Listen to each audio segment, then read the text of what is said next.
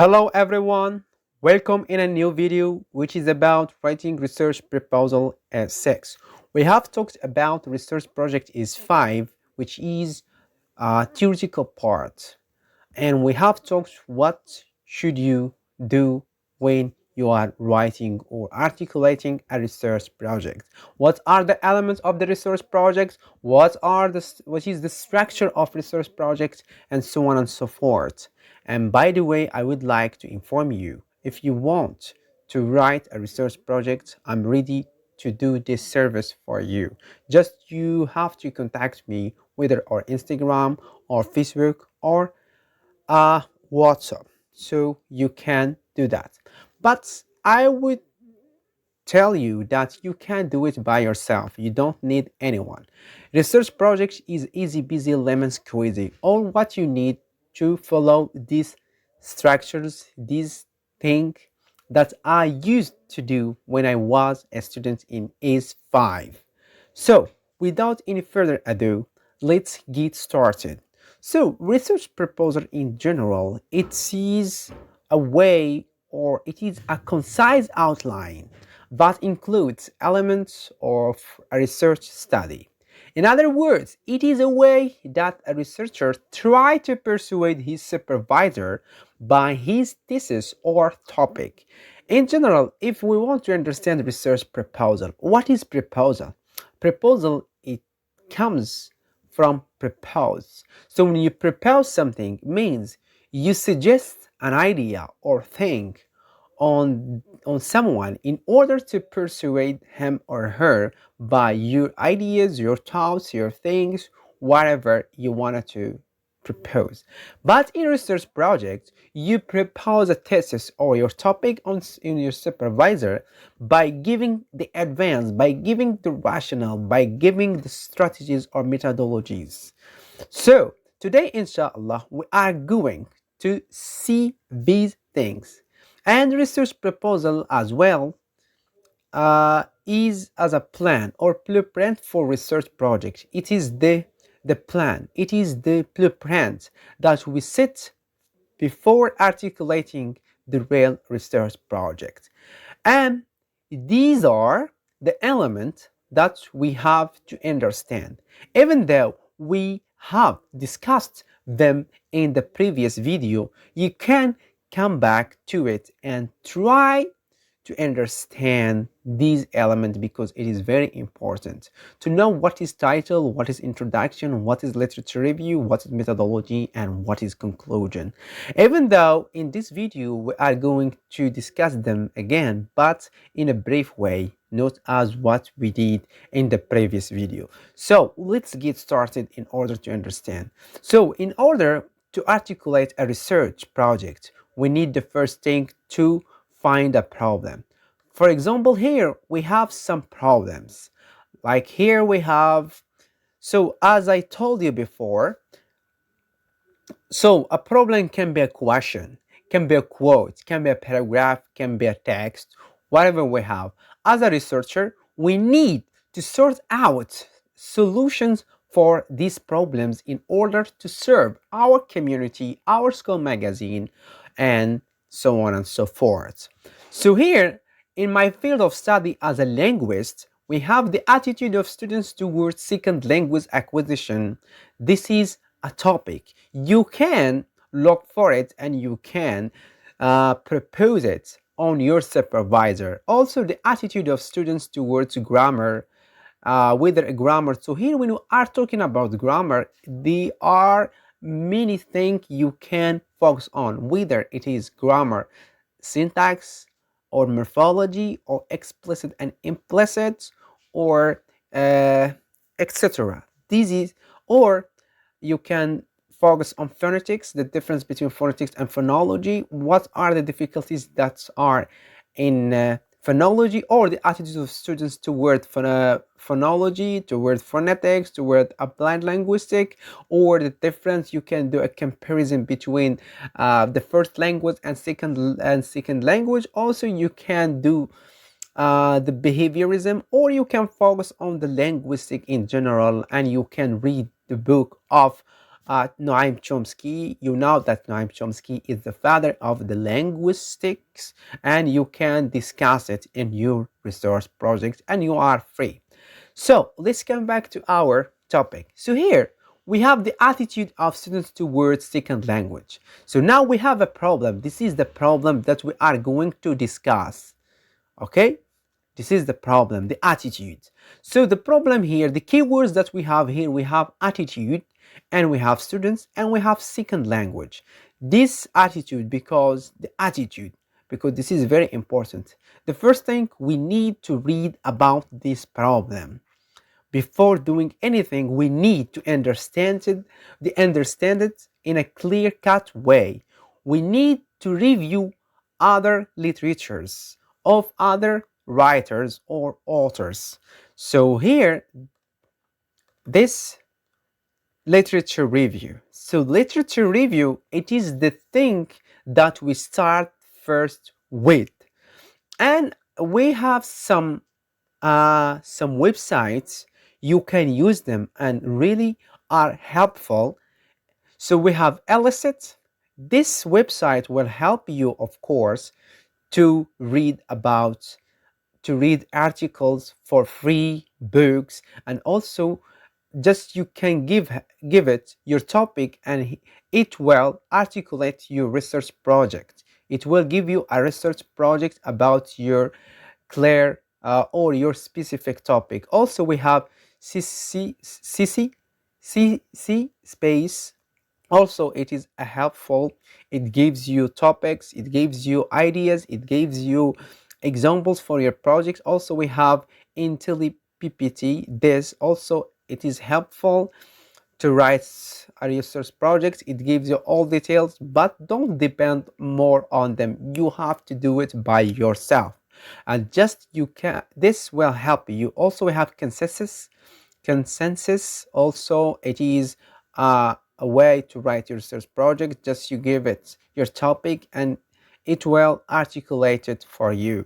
And we have also here ether. This ether also like this to create a research project. Again here typeset, it is about summarizing. You give it when you read an articles and you need to summarize a paragraph or part of it, you can build it here and it will correct your mistakes. And you can also use the grammarly while writing or typing your ideas, and it will of course correct your mistakes or your grammatical mistakes. And here for read any document for free, we have here any document you can, when you find, as you can see in Google Scholar, when you find some documents, there are some for free and there are some documents that you should pay in order to take them. But you can just copy the link here uh, in this archive ph, so here, and it will give it to you for free. And here this citation finder, when you find an article but you don't find it is citations and it is reference whether in list or in text, just you can copy the link here that you will find online and it will give you the references. And you can also go to the scoreboard. Also it will help you to cite your text. These are the useful websites, you can use them. Now let's come back. So we said that the first thing that we can start with, it is literature review. When we say literature review, we have to take an overview about our topic. When you know it and you write about it and we understand it in a clear-cut way, we start writing. So what is literature review? Literature review, by the way, it has many different styles. You can write it in the way that you like. You might find some researchers write a definition about the topic and give the definitions to some important concepts in his or her research. And there are some researcher that writes introduction to his topic and gave different views of other researchers, um, at, at the end he creates a gap. So you are you are free to do what you like, but you should be justified. Here in literature review, you have to start with a brief outline. So you have to start with a brief. It is starts with a brief outlines or outline the purpose and scope. So there is a mistake here. Is outlines. Yes, I'm sorry for that. It outlines the purpose, or you should outline the purpose and the scope of the literature review. So here the outline, you should both the outline of your literature review and your scope. You should justify it. You should give an introduction to your scope. If you are a literate, you have to justify your scope there. If you are a linguist and you are talking about a linguistic topic, you have to justify it at the beginning. If we say a grammar, so grammar, it's because I am a linguist, so it is very important in a language. That's why in this we will discuss, for example, the explicit and implicit, and so on and so forth. And I will give you an example, of course, and a real example. It is of me. Okay. Explain why the topic it is important in the field of the study. Explain why grammar is very important, for example, in the language or in language in general. As a linguist people, we why we need grammar. Why? You have to explain why. Give different perspectives on the topic. So here when you read about the articles, you give different authors, different scholars, but we talked about your topic and you give them to justify your ideas. And at the end you have to create a gap that's that he in gap in your the gap in your new literature that other researchers might not have talked about it before. So here when you say a gap, it is the thing that you will talk about in your research, the thing that is not seen in other researchers. And just you have to give your hands on it. Okay? And in conclusion, summarize the above mentioned items. You have to summarize everything here and you give your things. So here, when we do it and we finish these things in the literature review, we have to justify this title. You have to build the title to your literature review. How title should be. Title that should be summarized and describe and inform everything that you have mentioned in literature review. And here the introduction. So this is the introduction. This is how you should write it. You have to give background information or background knowledge about your topic. You have to contextualize it. Okay, you have to give the statement of the problem and the rationale why you are writing this, and research objectives and questions. So when we say introduction, when you introduce your topic, you have to give a general introduction. You have to introduce it in a general way. You have to give an overview of your topic in order to be understood in a clear-cut way. After that, so for example, you can start in recent years, there has been a growing concern regarding your topic. Here you can write your topic as you can see here. Okay? Here the context. When you context, it is about where this study takes place. It is in the university, it is in high school, it is a museum, or where. You have to show the reader how your study takes place and where exactly and how many people takes place in it. Statement of the problem here, the statement of the problem in the research project typically outlines the specific issue or challenge that the study aims to address. Means here you have to give the problem that is be discussed, okay, or that is discussed in your research project. It is grammar, so the problem we have, for example, explicit and implicit. So this is the problem. Why implicit and explicit? So we have the attitude. So the attitude toward the explicit or implicit, whether students prefer explicit way or implicit way, and so on and so forth. And it sets the stage for the rest of the research by highlighting the gap in the knowledge of the problem that needs investigation. It shows the reader the problem where, why, and the problem that will be discussed in this research. And also the primary issue under investigation in this research is, so this is an example that you can start with. The primary issue and the investigation in this research is, etc., or this problem is notable for its impact on, and so on and so forth, on the field or community, etc. The second thing, the fourth thing, it is rational. When you say rational, it is the desire why you need to write this research project. Why?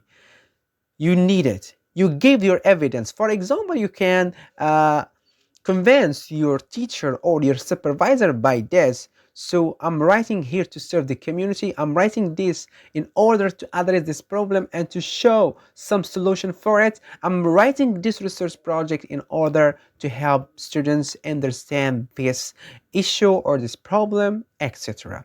And also in research project, the term rational refers to underlying justification or reasons behind the decision to conduct the study. So it is a decision. Research objectives, it is somehow the same here, but it is a clear statement of the specific purpose of the study. You give the specific purpose that is that will be discussed in this research.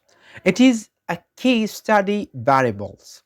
We have discussed the variables. We have independent variables and dependent variables and questions. Here you postulate questions that you will discuss in the practical part, that you will discuss in methodology. Okay, so this is, we talked about title, we talked about literature review, and we talked about introduction. Now methodology. So here in the methodology or methodological part, you have to give a brief introduction to the methodology. You have to mention the method and instrument. It is necessary to identify which type of the method you are using in your research project, and why. Is it a qualitative, is it a quantitative, it is a survey, it is an experiment, it is mixed research, etc. And we have talked about qualitative and quantitative. It is quantitative. Here qualitative, it is about information. Quantitative, it is about numbers. Okay, samples or participants. What type of participant that is used in your research project? And it is, are they students, are they teachers, are they people, are they normal people, etc. Okay, analyzing data. So when you analyze data, how do you analyze it? It is essential you should show how do you analyze it and where do you do it. Okay, result, it refers to the findings of your study. So when you analyze the data, the thing or the information that you find during the analyzing, you have to put it in the result. Here discussions, you discuss everything. You discuss the ideas that you find and you give it in a clear-cut way. Here conclusion, you summarize everything in the research, and don't forget the reference list. So لا تنسوا من صالح الدعاء. Let's go to practical part. This is my research project, okay, when I was a student. Undergraduate students' attitudes towards explicit and implicit grammar instruction in the Department of English Ibn Zahar Agadir. So this is my research project topic. This is the title of it. So as you can see, the title how is written, okay? Undergraduate students towards explicit and implicit in the instruction in the Department of English Ibn Zahar. So my study takes place. I contextualize it. My study in the Department of English Ibn Zar Agadir. This is where did my study. Okay, and this is my topic. So I investigated, of course, students' attitudes toward explicit or implicit grammar instruction in general way or in a brief way. I did it in order to see why students prefer, for example, explicit instructions and neglect implicit instructions. Why? And vice versa. So here, before starting this, I start with this, with literature review. You can see literature review. Okay, by the way, when you try to do a reference in the text, you have to okay, al espace in order to take the reference last. Because at the end, you might be confused, okay, which one here, which one is not here, etc. And you can see, as you can see, this is how I did it, and you can follow the same thing. So in the literature review, I read about my topic, okay, grammar instruction. Here I give a general introduction. That's why I identify the scope, okay, of my study.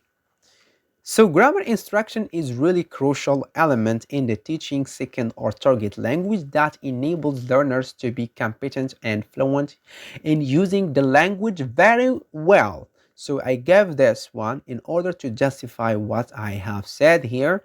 March 20 13 claims that grammar teaching plays a great role in foreign language learning because it is obvious that the skills of grammar will enhance the learner's language competence.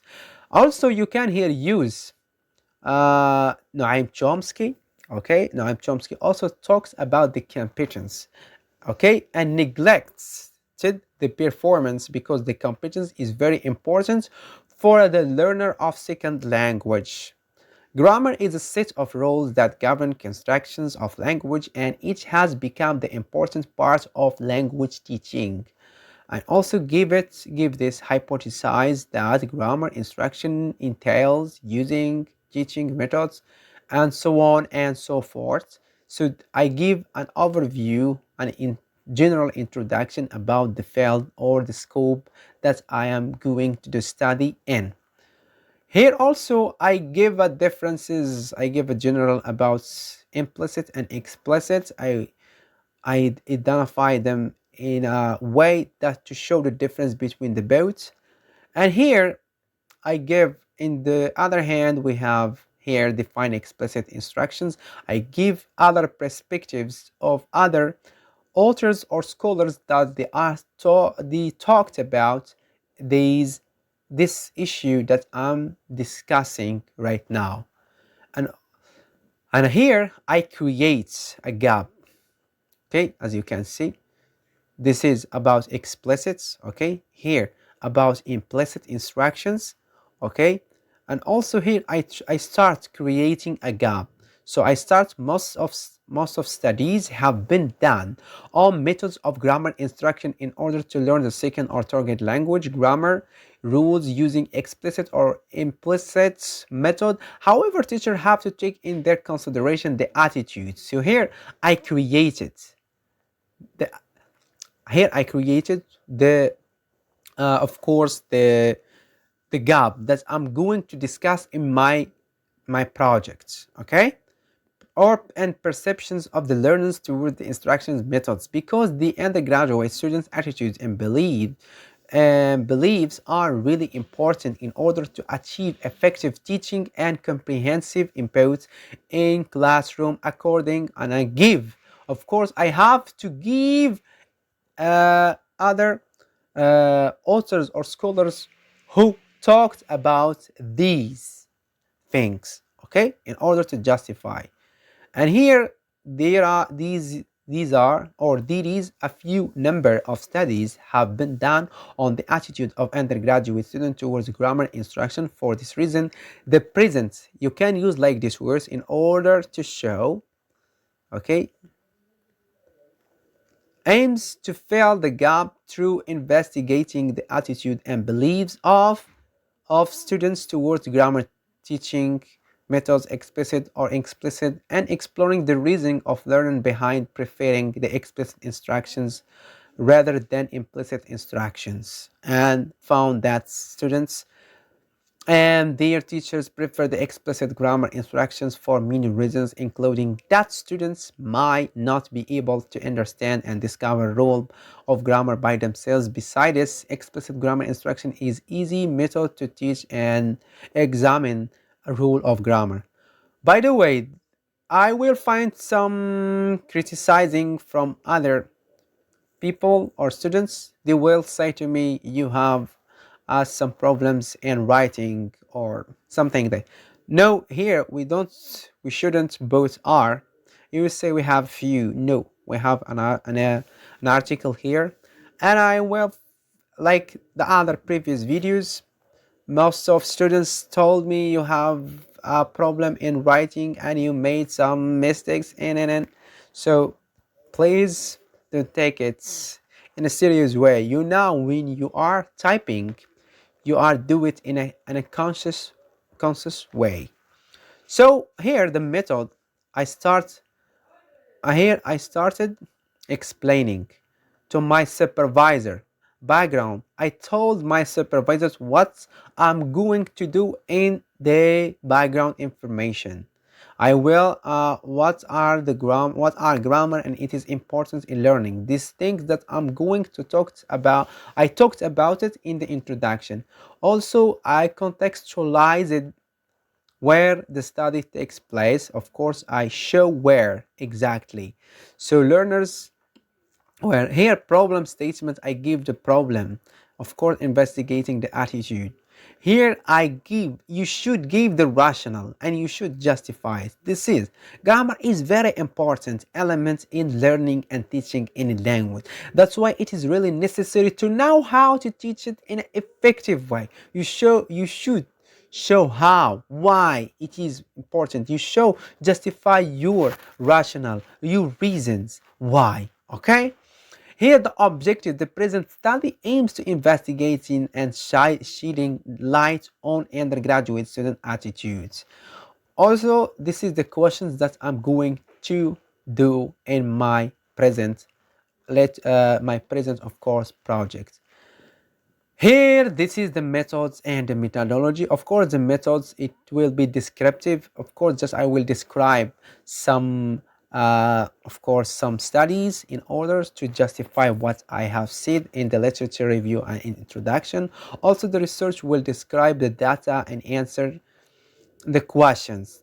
Of course, the questions that I show you here, these are the questions that I will answer them. Okay. Here, the participants, of course, the samples of the study encompass 150 undergraduate students from second and third and sixth semesters. So I did the study on different semesters in order to show the different perspective towards explicit and implicit grammar instructions. Also, the instrument that I use, of course, using qualitative data as open-ended questions. Just I ask questions like a survey on Google, and I share it on groups on WhatsApp in order to fill that survey. And by answering that, I of course I enabled to collect the data and answer that questions. Data analysis, of course, it will be like SPCC, okay, quantitative data, or just like it will be like, that's all things that I show you here. This is an example, you can follow it.